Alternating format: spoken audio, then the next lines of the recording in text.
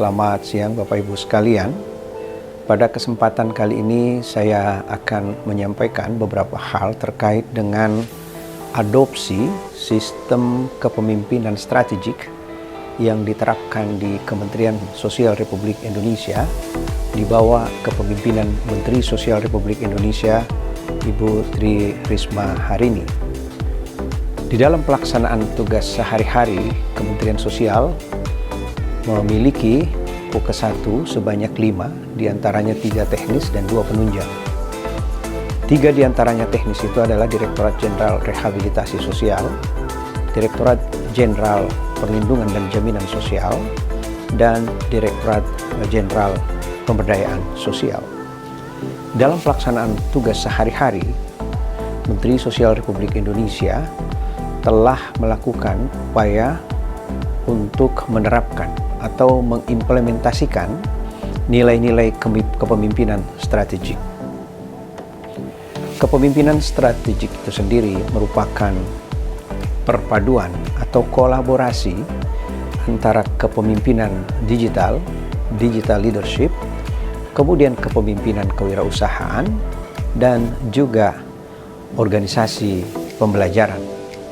3 kombinasi dan akselerasi model kepemimpinan ini kemudian menjadi kepemimpinan strategik yang dibuktikan dapat diterapkan di Kementerian Sosial. Kepemimpinan digital itu telah diterapkan di Kementerian Sosial mulai dari 6NG yang diperkenalkan oleh Pusdatin, di mana untuk mengcover bantuan sosial penerima PKH sebanyak 10 juta KPM, kemudian penerima bantuan sembako BPNT itu ada 18,8 juta. Dapat kiranya dibayangkan bahwa 28,8 juta penerima manfaat bantuan sosial yang hadir untuk memberikan bukti nyata bahwa negara melalui Kementerian Sosial mereka dilayani secara positif, secara baik, dan secara manusiawi. Kalaulah itu dilakukan dengan pendekatan konvensional, pendekatan manual dan tradisional, tentu agak rumit, mengalami kesulitan. Di samping coverage-nya, wilayah Indonesia yang sedemikian luasnya, juga jumlah 28,8 juta itu adalah jumlah yang tidak sedikit. Oleh karena itu, menyadari kesulitan dan problematika, mendistribusikan dan menjaga akurasi, sehingga terus memastikan ketepatan sasaran, maka Kementerian Sosial melalui sistem pemerintahan atau sistem kepemimpinan digital menerapkan digitalisasi bantuan sosial. Maka kemudian kita bisa mendetek dengan menggunakan pendekatan IT, teknologi informasi, ketahuan siapa yang layak menerima bantuan dan siapa yang tidak layak menerima bantuan. Nah, digitalisasi inilah memudahkan bagaimana bantuan-bantuan sosial itu disalurkan tepat kepada siapa yang menerimanya dan kepada siapa mereka akan diberikan. Selanjutnya, dalam sistem kepemimpinan kewirausahaan, model-model kewirausahaan yang dilakukan di Kementerian Sosial, kita mulai mengetahui bahwa Kementerian Sosial di dekade terakhir ini tidak lagi melihat bahwa konsep bantuan-bantuan sosial itu nanti akan menciptakan ketergantungan baru, akan menciptakan orang-orang tidak ingin keluar dari zona nyaman dan zona aman penerima bantuan sosial. Nah, bila mana bantuan-bantuan sosial yang disalurkan itu tidak berpotensi untuk menggraduasi atau keluar dari penerima bantuan sosial, maka kerja-kerja keras yang dilakukan oleh Kementerian Sosial tentu tidaklah menumbuhkan atau memberikan hasil yang positif sebagaimana yang diharapkan. Oleh karena itu, Kementerian Sosial Republik Indonesia mulai melakukan manajemen sistem kepemimpinan kewirausahaan. Bagaimana sistem kepemimpinan kewirausahaan dilakukan? Dengan melakukan pemberdayaan di segala lini. Jadi tidak hanya jaminan sosial, tidak hanya rehabilitasi sosial, tetapi juga pemberdayaan sosial itu menularkan kepada seluruh UKes 1 untuk memastikan bahwa semua bantuan-bantuan sosial yang diserahkan kepada penerima manfaat itu berpotensi untuk merubah keadaan menjadi mampu berdaya sehingga mereka tidak lagi menggantungkan nasib dan hidupnya kepada bantuan sosial. Selanjutnya nanti akan kita lihat beberapa event-event penting, beberapa agenda-agenda yang telah dipraktekkan langsung oleh Menteri Sosial Republik Indonesia dalam hal ini, termasuk juga di Kementerian Sosial ada organisasi pembelajaran, ya, jadi learning organization. Kita lihat dari ke hari kita belajar bagaimana menidurkan 5 juta penerima manfaat dan tidak menimbulkan eskalasi serta aspek-aspek kontroversi yang signifikan atau berarti. Itu menunjukkan bahwa Kementerian Sosial melakukan sebuah upaya efisiensi dari proses pembelajaran tiap hari. Jadi praktek-praktek yang dilakukan di Kementerian Sosial, mulai dari pimpinan tertinggi, top manager, katakanlah itu Menteri Sosial Republik Indonesia, kemudian Pak Sekjen, Pak Dirjen, para direktur, sampai kepada level staf. Mereka membangun sinergitas, melakukan praktek belajar, terus-menerus mengidentifikasi persoalan-persoalan dari proses belajar itu sehingga bisa menemukan solusi-solusi terbaik dan memastikan bahwa Kementerian Sosial sebagai representasi dari negara Republik Indonesia berhasil dan telah melaksanakan amanahnya untuk mensejahterakan masyarakat Republik Indonesia.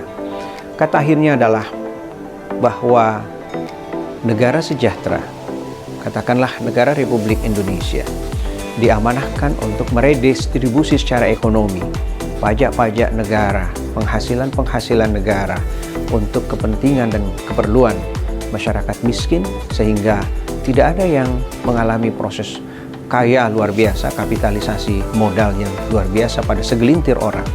Tentu saja pada akhirnya kita melaksanakan Undang-Undang Dasar Negara Republik Indonesia tahun 1945 dan sekaligus juga melaksanakan nilai-nilai Pancasila. Inilah dan selamat menyaksikan praktek-praktek baik yang dilakukan oleh Menteri Sosial Republik Indonesia. Seorang pemimpin yang menahkodai organisasi harus mampu melihat perkembangan dan perubahan pola kepemimpinan untuk mencapai target organisasi. Untuk dapat menghadapi isu-isu yang terjadi pada lembaga tersebut, maka dibutuhkan kepemimpinan strategis. Kepemimpinan strategis di Kementerian Sosial dikolaborasikan dari beberapa strategi. Transformasi digital mengharuskan manusia untuk dapat beradaptasi terhadap teknologi. Oleh karena itu, strategi kepemimpinan digital diimplementasikan. Digitalisasi dapat membantu lembaga menjadi lebih responsif terhadap masyarakat. Hal ini dibuktikan dengan adanya Social Affair Command Center yang dirancang untuk mempermudah koordinasi dengan tim di lapangan saat terjadi bencana maupun respon kasus. Sehingga kehadiran negara dirasa cepat dengan menggerakkan petugas di daerah terdekat. Dengan Command Center maka kemudian kita tinggal klik lokasinya, kemudian keluarkan nama SDM-SDM pendamping dan balai yang terdekat, termasuk kekuatan buffer stok kami. Maka laporan itu terdistribusi menjadi satu. Tujuannya adalah memang ini kita butuh percepat kemarin karena banyak sekali keluhan. Surat yang masuk ke saya itu kadang tulisan tangan, saya bacanya aja bingung gitu. Ini minta apa pengertiannya begitu. Nah, kalau di sini mereka bisa telepon, mereka bisa pakai email, mereka bisa pakai jadi seperti usul sanggah. Selain secara digital, kepemimpinan strategis yang dilakukan yaitu penyejahteraan masyarakat melalui kewirausahaan.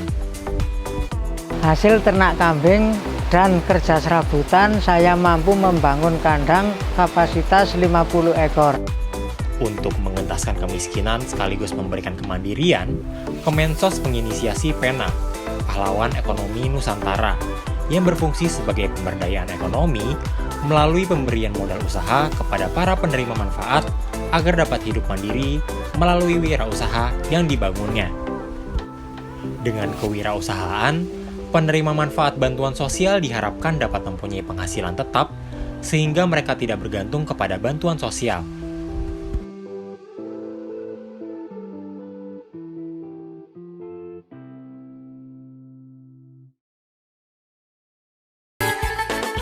Syukur pada Tuhan ternyata kemudian persis kemudian di Daily Box ada program untuk membuat Daily Box Campus.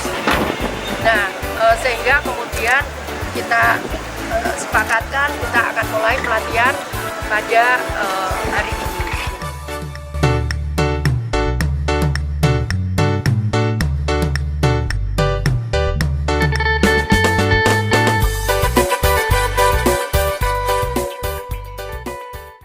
Berbagai strategi yang dikembangkan juga tidak luput dari organisasi pembelajaran, di mana Kemensos sebagai sebuah lembaga membutuhkan proses belajar dari pengalaman di lapangan dengan berbagai kasus yang ada, sehingga kedepannya dapat meningkatkan kualitas pelayanan dalam mengatasi masalah. Saat ini, Kementerian Sosial tengah menangani kasus yang viral di media sebagai bukti negara hadir di tengah masyarakat.